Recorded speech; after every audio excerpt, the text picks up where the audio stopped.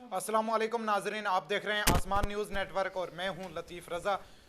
Screen पे आपको नज़र आ रहे हैं जम्मू कश्मीर कांग्रेस के सबसे बड़े चेहरे इस वक्त वकार रसूल वानी साहब पीसीसी प्रेसिडेंट मेरे साथ मौजूद हैं और जानने की कोशिश करेंगे ख़ास तौर पे जिस तरह कल शाम को खबर आई 3 जवान जो हैं आर्मी के एक अटैक में उनकी मौत हो गई है, शहादत हो गई है और उसके बाद अब जो है ग्रेटर कश्मीर की जानिब से तस्दीक की गई है कि 5 जवान जो हैं दहशतगर्दों ने हमला करके शहीद कर दिया है। इसी पर कांग्रेस का स्टैंड जानने की कोशिश करेंगे। वकार रसूल वानी साहब, सबसे पहले आपका वेलकम। Thank you.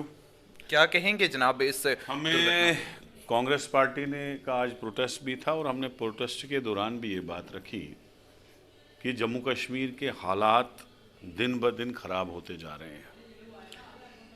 पिछले कुछ महीनों में आप देखोगे तो टारगेट किलिंग भी हुई और हमारे जवान भी काफ़ी शहीद हुए, जिसमें कोकरनाग में हमारे सीओ, मेजर, डीएसपी, रजौरी में 10 जवान, फिर 3 जवान, फिर उसके बाद 5 जवान और आज और 5 जवान जो है शहीद किए गए और 2 ज़ख्मी हैं।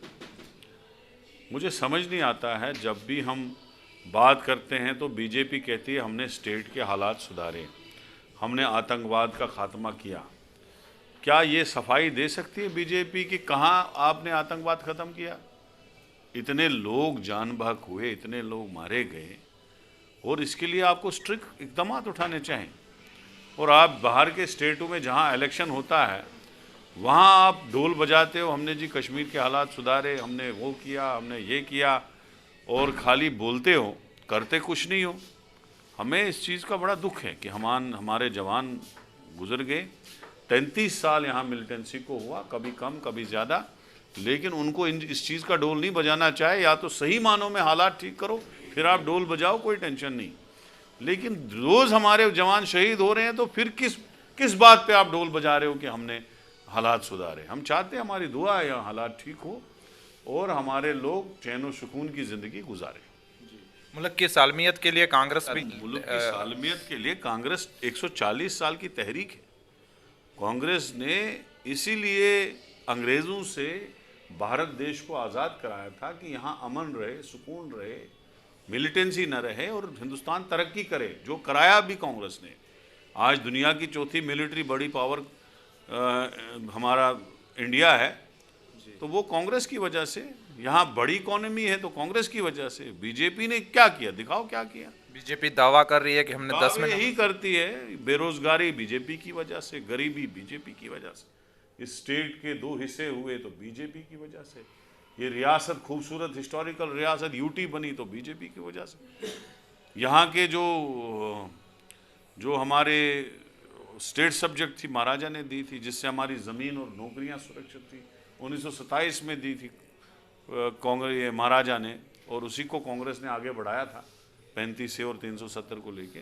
वो भी बीजेपी ने ख़त्म किया। यहाँ का दरबार वो बीजेपी ने ख़त्म किया। यहाँ बर्बादी के बगैर बीजेपी ने क्या दिया? कुछ नहीं दिया। मरकज़ में इस वक्त कांग्रेस लगातार सरापा एहतजाज है और इसी पे जम्मू कश्मीर कांग्रेस के सबसे बड़े चेहरे हो आप, तो क्या कहना चाहेंगे जिस तरह से अपोजिशन को निकाला गया है? मरकज़ में नहीं, पूरे हिंदुस्तान में आज प्रोटेस्ट था, पूरे देश भर में हर जगह प्रोटेस्ट निकला। इस चीज़ पे निकला कि एक आदमी 3 आतंकवादियों को पास देता है, असेंबली पार्लियामेंट में बुला के वो पार्लियामेंट में हमला करते हैं, और उसके बाद जो अपोजिशन है वो डिमांड करती है कि उस पार्लियामेंट मेंबर पे एक्शन हो। चूँकि वो बीजेपी का पार्लियामेंट मेंबर था, उस पर एक्शन नहीं हुआ और 142 इंक्लूडिंग लीडर ऑफ अपोजिशन को हाउस से सस्पेंड किया गया, बहाना बना के, क्योंकि इनको चीफ जस्टिस को इलेक्शन कमीशन की नियुक्ति करने वाले पैनल से निकालना है, इनको काले कानून पास कराने हैं। ये बीजेपी जो है लगातार डेमोक्रेसी को कुचल रही है हिंदुस्तान में। जिसने बात की उसको जेल में डाला, जिसने बात की उसको पार्लियामेंट से सस्पेंड किया। ये अपने तरीके से पार्लियामेंट को डिक्टेटरशिप के तरीके से चला रही और वो बड़ा गलत है। Thank you. शिवसेना की जानिब से कल प्रोटेस्ट हुआ है और उसमें कहा गया है कि अपमान नहीं चलेगा प्रधानमंत्री का, गृह मंत्री तो अपोजिट में है ना, हमारे साथ है। जी हाँ नाजरीन, आप देख रहे थे इस वक्त हमारे साथ अहम शख्सियत जम्मू कश्मीर कांग्रेस पीसीसी प्रेसिडेंट वकार रसूल वानी साहब मेरे साथ बात कर रहे थे। नाजरीन, आपने जान लिया नुक्ते नज़र उनका क्या था। इजाज़त, देखते रहे आसमान न्यूज़ नेट।